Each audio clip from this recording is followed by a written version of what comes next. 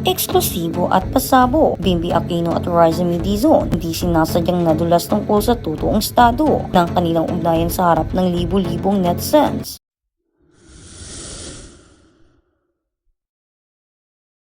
Kung bago ka lang sa channel na ito, huwag kalimutang mag-like, share, comment, and subscribe. Nayanig ang buong industriya ng showbiz at tuluyang nagpaigtad ang buong bansa na sumabog ang isang pambihirang tagpo sa gitna ng isang tila inosenteng live streaming broadcast. Ang dalawa sa pinakasikat at pinakaminahal na batang personalidad ng telebisyon, ang nag-iisang tagapagmana ng trono ng Queen of All Media na si Bimbi Aquino Yap at ang pambansang paboritong child star ng Eat Bulaga na si Riza Dizon ay muling nagkasama sa iisang silid.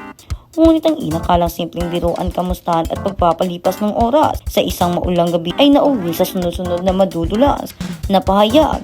Matitinding pahiwatig at lantad na kilig na nagdulot ng malaking palaisipan sa milyon-milyong taga-subaybay sa buong mundo. Ang bawat segundong lumipas sa harap ng kamera ay sumasalamin sa isang napakalalim at matagal ng itinatagong koneksyon sa pagitan ng dalawang kabataang sabay na lumaki sa ilalim ng nakakasilaw na ilaw ng kamera. Sa pagbasok ng libo-libong mga komento, hindi napigilan ng mga manunood na basahin ang bawat galaw ng katawan, ang bawat matatamis na titik, at ang mga bawat salitang tila kusang kumukuwala sa kanilang mga labi. Ang pagsasama sa list sa iisang sofa, pagbabalik ng isang makasaysayang tambalan, nagsimula ang lahat ng bumungad sa screen si Bimbi kasama si Riza May. Magkatabing nakaupo sa sofa, agad na naging kapansin-pansin ang pambihirang closeness ng dalawa na hindi karaniwang makikita sa ibang mga magkakaibigan sa showbiz. Ang tawagang baby cakes at ang palitan ng mga pilyong kantsaw ay agad na nagpainit sa comment section ng live stream. Hindi na itago ng mga taga-subaybay ang labis na pananabik ng makita ang kanilang natural na chemistry, mula sa simpleng pag-aayos ng pwesto hanggang sa pagpapalitan ng mga makahulugang biruan tungkol sa kung sino ang dapat unang yumakap kanino. Naging malinaw sa lahat na ang kanilang ugnayan ay hindi pangkaraniwan. Ayon sa marami, natural na pagsasama ng dalawa ay nagbibigay buhay muli sa mga panahong sila ang itinuturing ng pinakamamahal na batang tumbalan sa kasaysayan ng pelikula at telebisyon. Sa kabila ng mga hirit na huwag masyadong magpakita ng sobrang tamis upang maiwasan ang maling haka-haka, kitang-kita sa kanilang mga mata ang ginawa at kaligayahan sa bawat sandaling magkatabi sila. Ang hangin sa silid ay napuno ng halakak at kaba, lalo na nang simula ng mga manunood ang pagtatanong tungkol sa tunay na estado ng kanilang mga puso. 13 taong pagsasama, kaibigan lang ba o higit pa? Gitna ng dagsa ng mga tanong kung may pag-asa bang maging sila o kung matagal na ba silang may lihim na relasyon,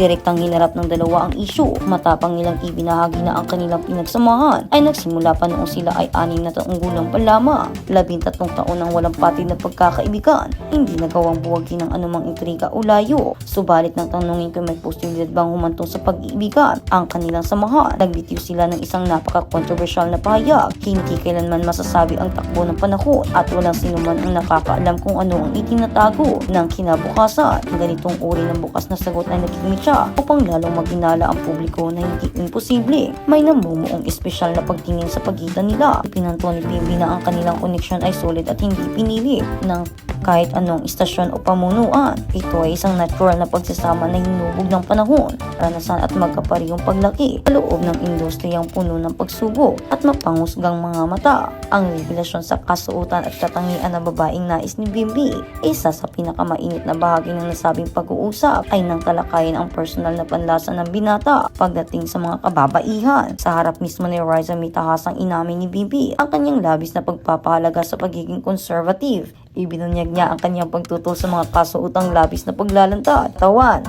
tulad ng mga crop top na nagpapakita ng tiyan. Ayon sa binata, masigit niyang pinapahalagahan ang natural na kagandahan at disenteng pananamit kaysa sa pagiging mapang-akit o sexy.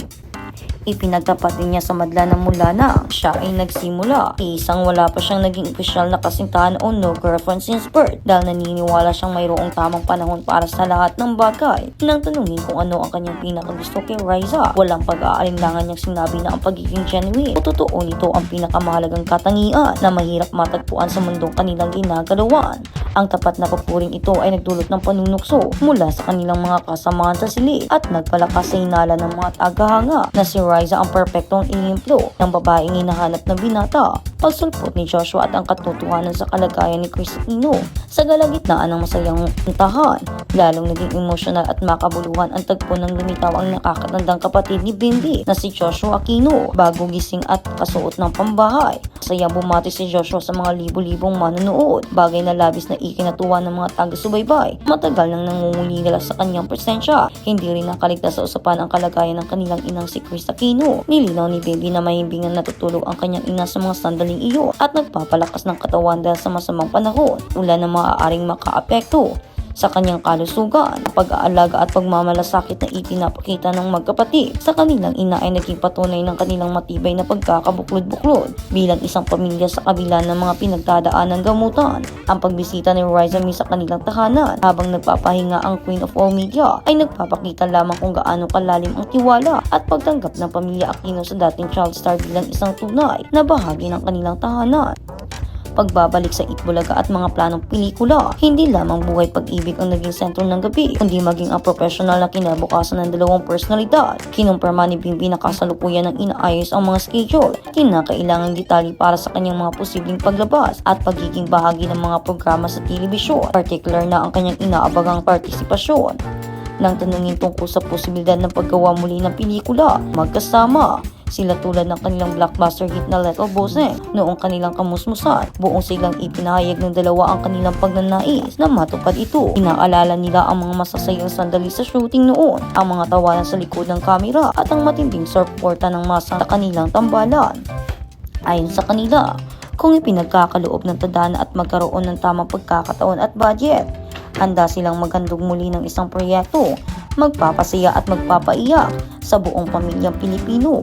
Ang balitang ito ay nagdulot ng malaking galak sa industriya ng matagal nang naghahanap ng bagong sigla sa larangan ng lokal na pelikula. Matatalinong aral sa buhay mula sa isang binatang maagang namulat sa showbiz. Kabila kanyang kabataan, nagpamalas si Bimbi ng pambihirang talino at lalim ng pag-iisip.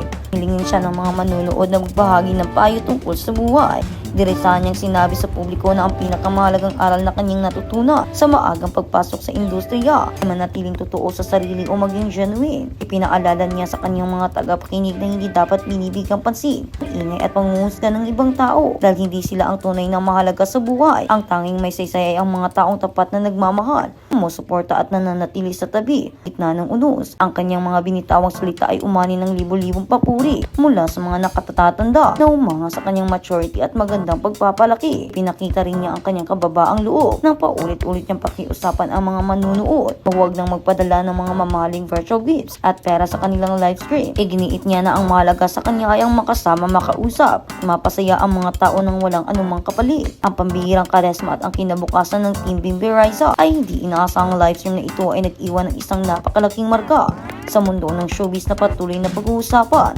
sa mga darating na panahon.